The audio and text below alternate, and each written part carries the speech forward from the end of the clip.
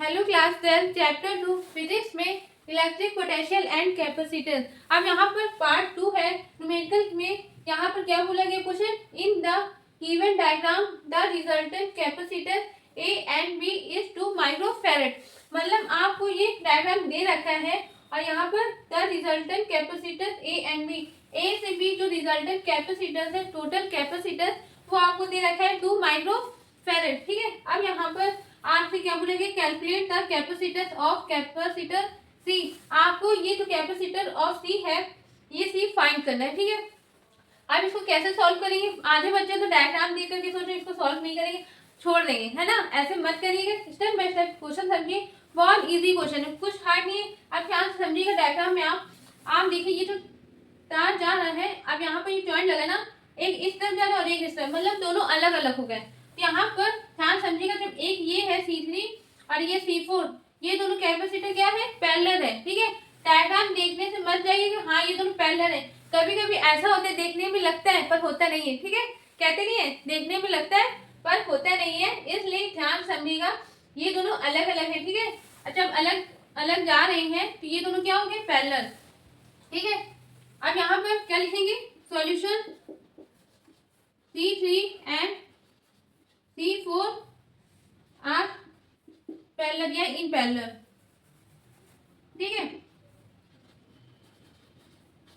अब पैरेलल के लिए आपको फॉर्मूला अच्छे से पता है, C equal to C1 plus C2 plus C3। ठीक है, अब इसके अकॉर्डिंग हम फॉर्मूला अप्लाई करेंगे। हमने मान लिया यहाँ पर C डैश। ठीक, अब यहाँ पर C3 प्लस C4, अब C3 की वैल्यू क्या है, 2 माइक्रोफैरड प्लस यहाँ पर फिर 2 माइक्रोफैरड। अब इसको सम करेंगे तो कितना आ जाएगा, 4 माइक्रोफैरड। ठीक है, अब सी डैश की वैल्यू क्या आ गई, 4 माइक्रोफैरड। अब ध्यान से समझिएगा ये दोनों एक हो चुके हैं। ठीक है, इसको हमने फाइंड किया तो क्या निकला, सी डैश। अब डायग्राम के ध्यान समझिएगा,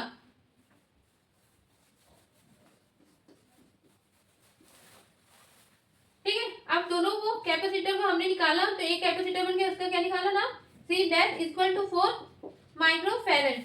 ठीक है, यहाँ तक क्लियर। अब इसके बाद ध्यान समझिएगा, ये जो तार जा रहा है, अब एक ही में ये यहाँ से गया और एक ये, मतलब इसमें कोई तार अलग से नहीं जा रहा है, एक ही है ये तार। तो ये दोनों क्या है, सीरीज है। तो क्या C1 and C dash in series. ठीक, तो यहाँ पर क्या लिखेंगे, now C dash and C1 in series. ठीक है, अब आपको सीरीज को फॉर्मूला पता है, 1/c equal to 1/c1 plus 1/c2। अब यहाँ पर डायग्राम के अकॉर्डिंग हम फॉर्मूला अप्लाई करेंगे। तो यहाँ पर क्या आएगा, इसको हमने मान लिया C double dash equal to 1/c dash plus 1/c1।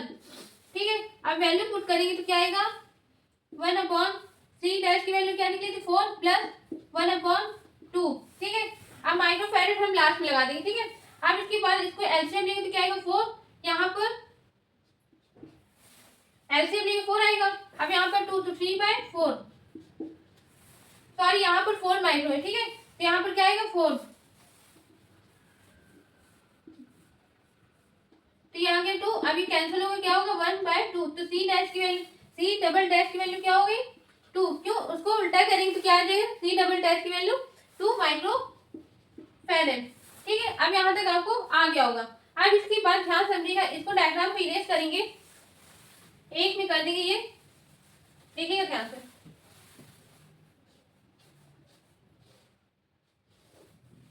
तो यहाँ पर सी डबल डैश कितना निकला, 2 माइक्रोफैरड। ठीक है, अब इसके बाद ध्यान समझिएगा, अब जब यहाँ पर करंट फ्लो हुआ मतलब तार से, तो यहाँ पर जॉइंट लगा है, मतलब एक इस तरफ जा रहा है और एक इस तरफ, तो ये दोनों किसमें हो गए, पैरेलल में। तो हम क्या लिखेंगे, therefore C2 and C double dash in parallel. ठीक है, अब यहाँ पर फॉर्मूला हमको पता है, इसको हम मान लेंगे triple dash equal to C double dash plus C2। Value put करेंगे तो क्या आएगा, C डबल डैश की वैल्यू 2 प्लस यहाँ पर C2 की वैल्यू क्या है, 2 माइक्रोफैरड। अब इसका क्या हो गया, 4 माइक्रोफैरड। ठीक है, ये हमने निकाल लिया C ट्रिपल डैश। अब इसको एक डायग्राम अगर हम बनाएंगे, इसको रफ करके ध्यान समझिएगा। ठीक है, और यहाँ पर हमारे क्या निकला है, C triple dash equal to 4 microfarad. ठीक है, अब इसके बाद ध्यान समझिएगा, यहाँ पर करंट फ्लो हो रहा है, ठीक है, एक ही तार में ना, ये यहाँ से करंट फ्लो हुआ एक ही कैपेसिटर, फिर एक ही तार से गया दूसरा कैपेसिटर, तो ये दोनों किसमें, सीरीज में। तो आप क्या लिखेंगे, C and C triple dash in series. तो लिखिए यहाँ पर now C triple dash and C in series.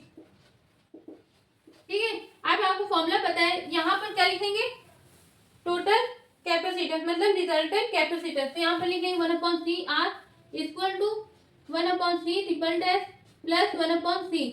ठीक है, अब यहाँ पर वैल्यू पुट करेंगे, C(R) की वैल्यू हमको क्या दे रखी है, 2 माइक्रोफैरड। तो यहाँ पर वैल्यू पुट कर देंगे 2 microfarad equal to 1/C triple dash की वैल्यू क्या थी, 1/4 प्लस 1/C। अब हमको क्या फाइंड करना है, C फाइंड करना है।